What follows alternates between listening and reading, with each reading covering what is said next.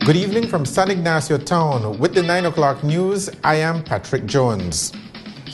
The Belize Tourism Board today released industry statistics for 2014, and in brief summary, they show that last year was good for tourism in Belize. Right off, the BTB press release announced that in 2014, there were 300,000 overnight visitors last year.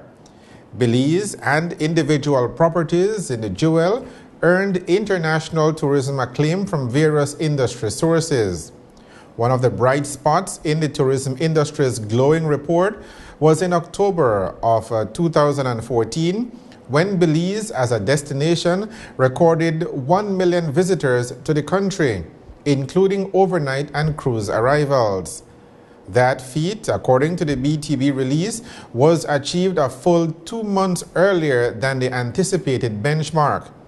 And speaking of benchmarks, the BTB was aiming for 300,000 overnight visitors, a goal that had been elusive for a while.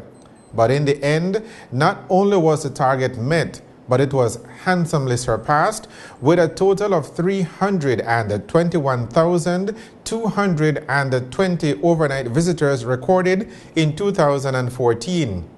That is 9.2% increase over the overnight visitor figures from 2013. The figures also show that March had the most overnight visitors, registering 38,712, which is an 8.1% increase over 2013. By comparison, April of last year had the lowest amount of overnight visitors, but even that low number was a full 23% more than in 2013. The hard figures for April 2014 is 28,969 visitors, while April 2013 had 23,555 visitors. The BTB Year in Review shows that the largest market for overnight tourist arrivals continues to be North America, with Americans making up a majority of the market, followed by Canadians. Second on the market list is Europe, with visitors from the United Kingdom making up a large part of the visitors' pool. Airport arrivals were also up significantly last year, recording a 7% increase over 2013. The month of March last year saw the most visitors landing at the Philip Goulston International Airport. On the cruise side, significant increases were also recorded. BTB figures say that increase was up by 42.9% despite 13 ship cancellations. Most impressively, June and July saw phenomenal increases of 120.2% and 106.8% respectively. BTB says that last December had the most cruise passenger arrivals with 141,286 passengers, despite 2 ship cancellations last month. There are reports tonight of a major drug bust involving a large quantity of suspected heroin. Details are still emerging, but reports received say that police have arrested 4 persons in connection with the discovery of 15 parcels of suspected heroin during an anti-drug operation on the outskirts of Corozal. According to reports received, officers intercepted a car with Belize City license plates, inside of which they found nearly 40 pounds of heroin, with an estimated street value of $12 million. It is the largest heroin bust in Belize, and authorities have arrested 4 men, namely 32-year-old Jose Antonio Lara, 30-year-old Lennon Leonardo Tillett, 42-year-old Gerardo Allen, and 35-year-old Herder Martin Perez. We'll have more on this story as information becomes available. The impasse in the sugar industry continues tonight. as there is still no date set for the start of the 2014-2015 sugar crop. But there is apparently light at the end of the dark tunnel for the cane farmers. According to information received, the 18 branch leaders of the Belize Sugarcane Farmers Association met this morning in Orange Walk Town to deliver the results of a survey carried out of their respective members on whether or not they want to sign on to the draft commercial agreement hammered out late last year with BSI ASR. That draft agreement was set for signature when at the very last minute the BSCFA membership rejected the document because of objectionable clauses they uncovered that had been slipped into the document. According to the chairman of the Committee of Management, Ezekiel Cancino, 58% of the members of the BSCFA who have sugarcane in the field ready for harvesting and delivery voted to remain with the association. Those same farmers who decided to stay with the BSCFA also voted to go ahead and sign the draft commercial agreement. Based on information we have been able to gather, 4 of the 18 branches have chosen to break away from the BSCFA, and Cancino today told reporters that he respects the rights of those farmers to choose to break away and pursue their own way. The attorneys for BSCFA and BSI ASR are now expected to meet to finalize a date for the two sides to sign the draft commercial agreement. But with the breakaway of 4 branches and an expressed desire to form other groups or associations, the process of cane delivery to the BSI ASR factory at Tower Hill could become a logistics nightmare. There is already the United Cane Farmers Association and the Corozal Sugar Producers Association. Chairman of the Belize Sugarcane Control Board, Gabriel Martinez, has gone on record as saying that he would prefer that all groups or associations deliver at the same time so as not to create an unfair advantage to any one group. We'll keep following developments in this ongoing story. The 9 o'clock news on the National Channel.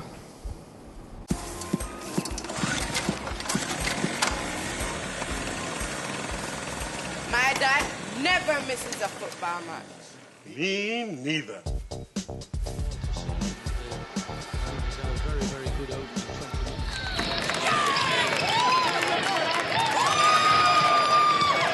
Are you enjoying this game or what?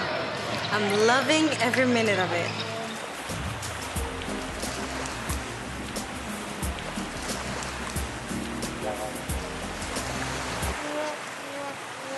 I can't miss this game, but I can't see it either. Here, now you can. The game's on me. Now, wherever there's internet, you don't have to miss a single minute of TV. And the best part of MyTV is its cost as little as $10 monthly for Central TV and Internet's customers. With 25 channels at your fingertips, you'll always be tuned in. MyTV is available only at Central TV and Internet. Log on and discover a new world of mobile TV. Hey, do you happen to have a beer?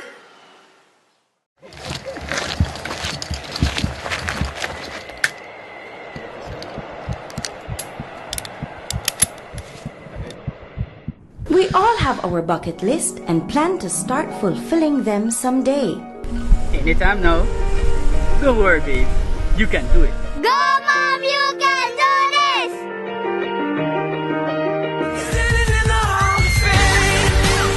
Why not turn someday into today with an easy credit personal loan? Atlantic Bank can make it happen. We offer loans at competitive interest rates with low monthly payments for all your financing needs, because life should be easy. How was it, Mom? It was good. Atlantic Bank, building the future together.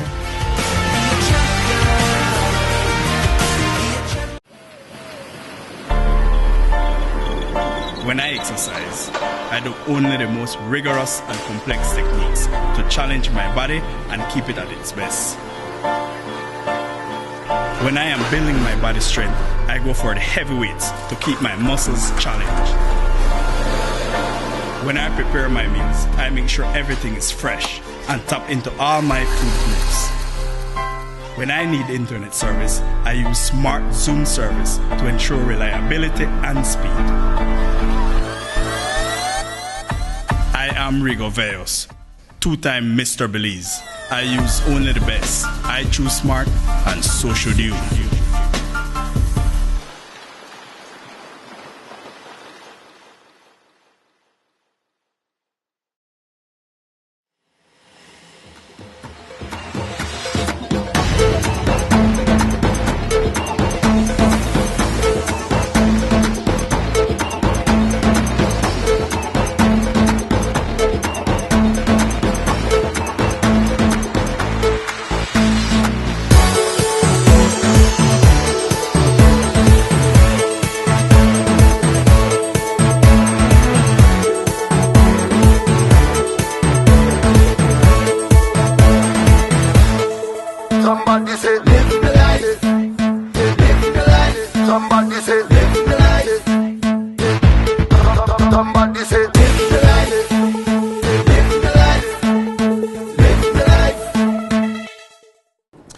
You're watching the 9 o'clock news on the National Channel. A reminder now of the stories making headlines today. There has still been no date set for the start of the 2014-2015 sugarcane crop.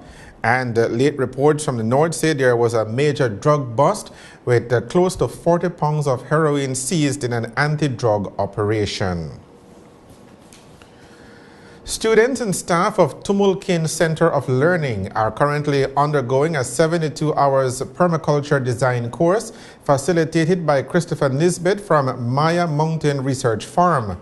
Over the weekend, staff and students made their way to the Green Hills in the Columbia Reserve area with the expressed purpose of observing the Maya Mountain Research Farm.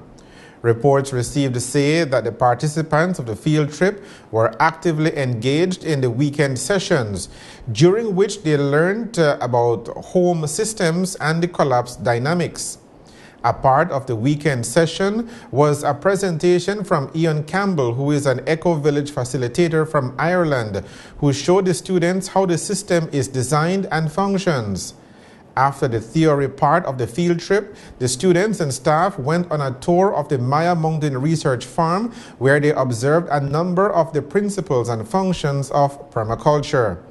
The students of the Tumulkin Center of Learning also got the chance to compare their own school projects with those they encountered at the Maya Mountain Research Farm.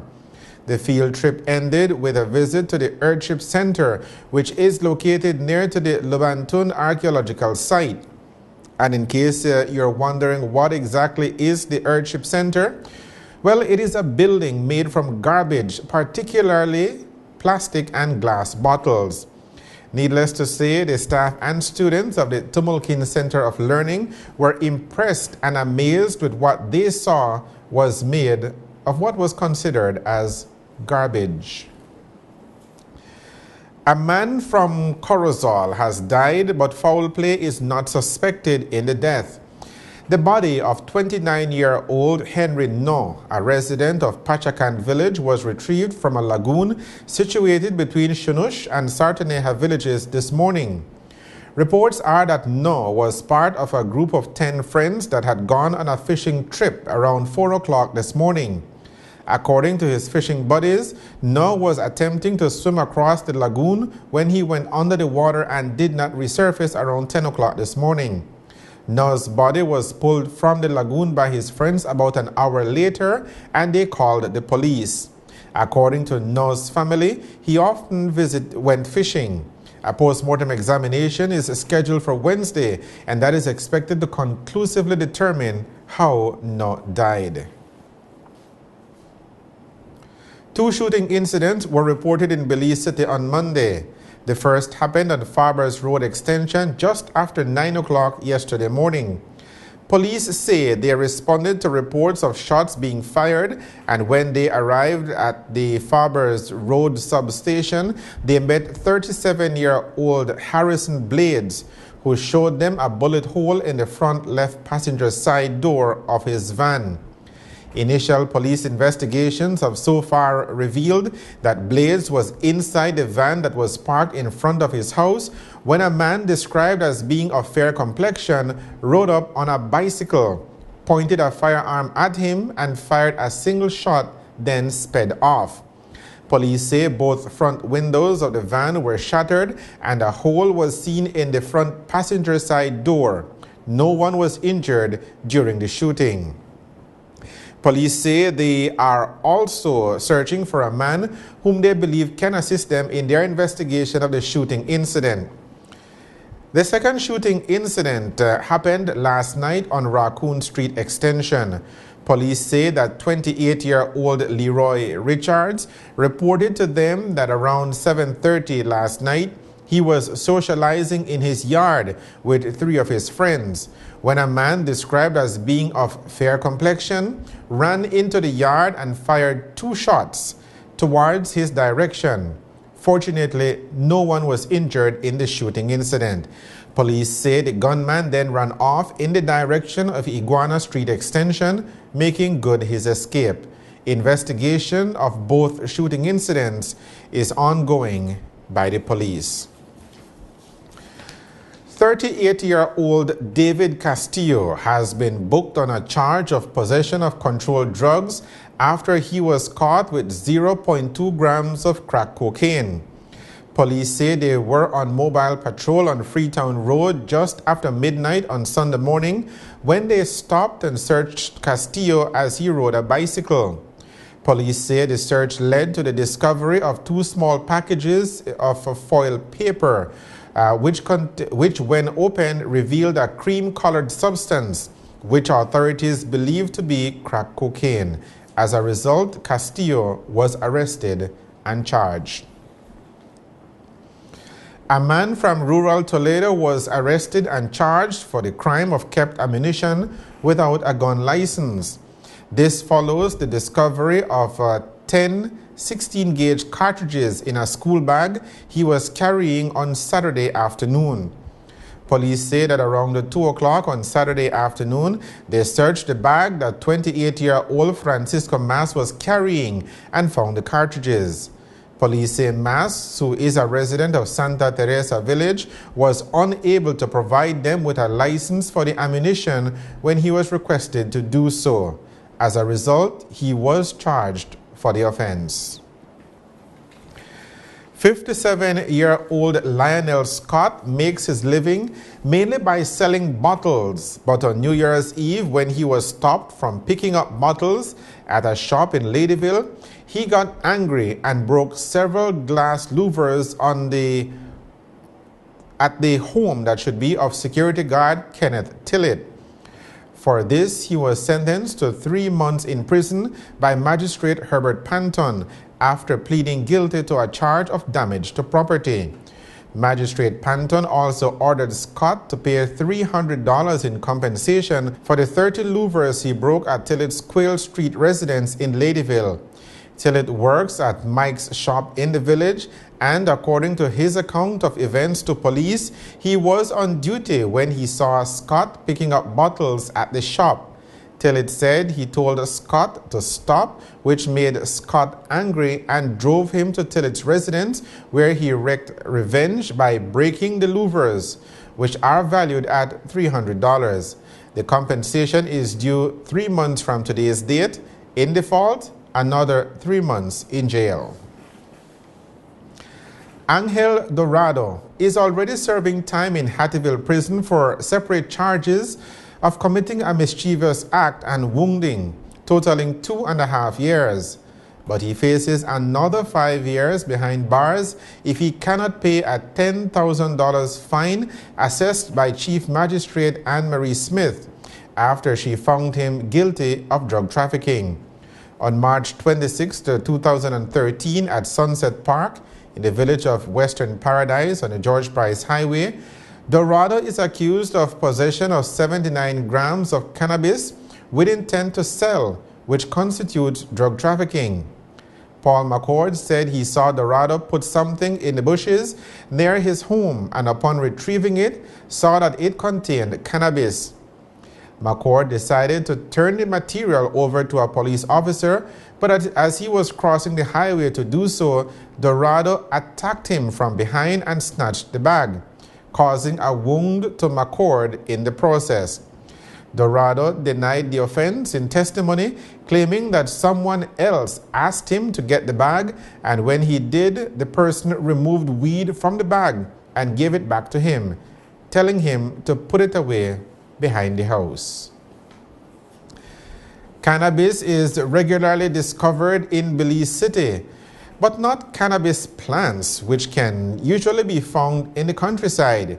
However, in July of 2012, police found such a plant at the home of 44-year-old Olympia King on St. Joseph Street. Late last year, King, a mother of 6, was found guilty of cultivation of cannabis and possession of a pipe also during the police's search.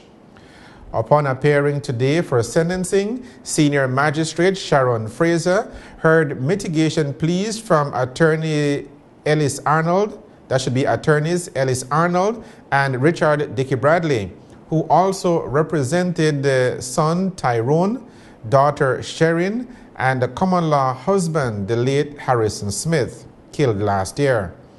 The senior magistrate set a fine of $10,000 to be paid by March 31st. In default, 3 years in prison. The sentence of 6 months for the pipe was suspended for 2 years on the condition that she avoid conviction on any drug-related offense. Otherwise, it will be served. The 9 o'clock news will continue on the national channel.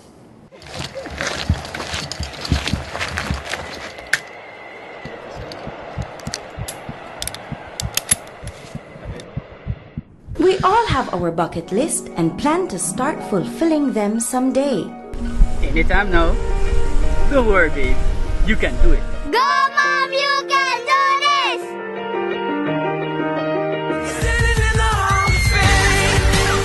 Why not turn someday into today with an easy credit personal loan?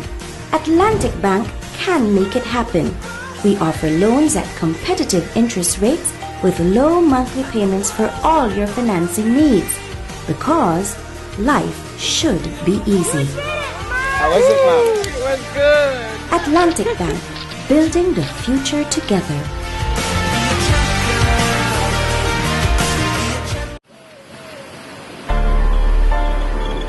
When I exercise, I do only the most rigorous and complex techniques to challenge my body and keep it at its best. When I am building my body strength, I go for the heavy weights to keep my muscles challenged. When I prepare my meals, I make sure everything is fresh and tap into all my food groups. When I need internet service, I use Smart Zoom service to ensure reliability and speed. I am Rigo Veos, two-time Mr. Belize. I use only the best. I choose smart, and so should you.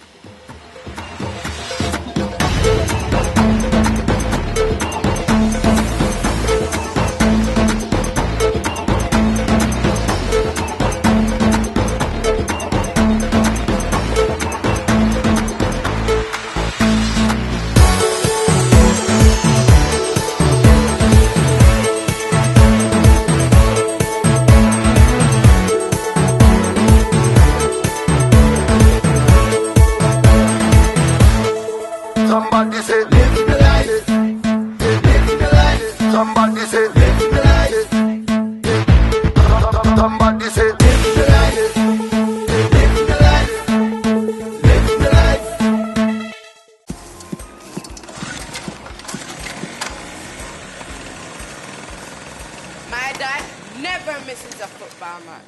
Me neither.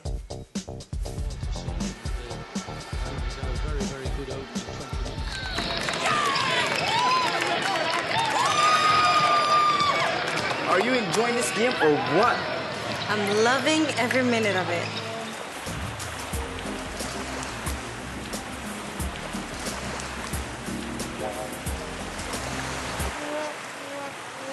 I can't miss this game, but I can't see it either. Here, now you can. The game's on me. Now, wherever there's internet, you don't have to miss a single minute of TV. And the best part of MyTV is it costs as little as $10 monthly for Central TV and Internet's customers. With 25 channels at your fingertips, you'll always be tuned in. MyTV is available only at Central TV and Internet. Log on and discover a new world of mobile TV. Hey, do you happen to have a beer? Relatively moist conditions continue to linger over our area. The general forecast for Belize and her coastal waters is for cloudy skies at times tonight and tomorrow. A few showers will occur, particularly along the coast and in the south. Winds over the open sea and along the coast will be northerly to northeasterly at 5 to 15 knots. The sea state will be choppy. Low temperatures tonight will be around 70 degrees Fahrenheit along the coast, 66 degrees Fahrenheit inland, and a cool 63 degrees Fahrenheit up in the hills. High temperatures on Wednesday will range from 81 degrees Fahrenheit along the coast to 84 degrees Fahrenheit inland. It will be a comfortable 73 degrees Fahrenheit up at the exposed areas of the mountain Pine Ridge and along the Maya Mountains in the south. The tides. There will be a low tide at 7 minutes past 11 o'clock tonight, and this will be followed by a high tide at 18 minutes past 4 o'clock in the morning. The sun will rise at 6:26 in the morning. It will set at 5:27 tomorrow evening. The extended forecast, valid through to Thursday, is for a few showers to continue around the country. Then an increase in rain is forecast for Thursday. And that is a look at the weather with information provided by forecaster Francisca Wellington at the Belize Weather Bureau. To end this edition of the 9 o'clock news, a reminder of the main points again. Tourism statistics for 2014 show increases all around. The Belize Tourism Board says it was an outstanding year for the tourism industry in Belize. And a man from Pachacan Village is reported to have drowned today in Corozal. With the top stories, we end this edition of the 9 o'clock news. Our news lines remain open at all times, and you can visit our website for continuing coverage of the latest developments across the country. Thank you for joining us. I am Patrick Jones. Have a good night.